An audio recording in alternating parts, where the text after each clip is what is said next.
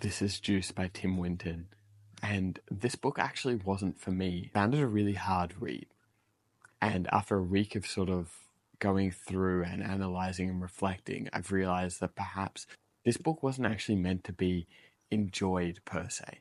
I wasn't meant to come out loving this book.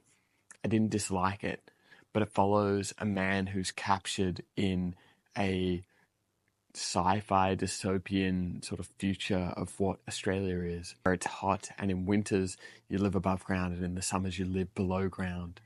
And he is captured by another man and he has to go through and tell this man his whole story in order to prove to him that he is not what this man thinks that he is. The climate fiction space isn't an easy read. There is compromising moments. It's difficult to look into the capsule or the lens of a fictional book and think, hey, this could be a future that we could live in. It's not an easy thing to stomach.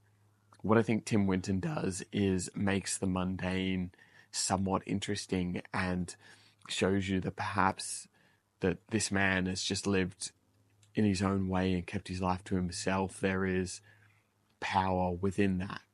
And now I'm going to wrap this up pretty quick because it started to rain, but I think that this climate fiction is very poignant. I think it is important.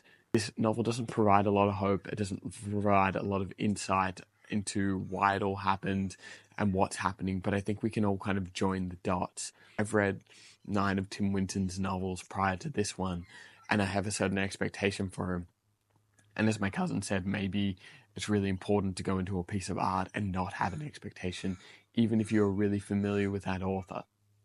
This is a little reminder that maybe go into art blindly and honestly and openly and lovingly, and instead of having this expectation on an artist, a writer, a creator, a movie director, go in and see that work for what it is, because I think we all kind of get sick of the same repetitive thing anyway.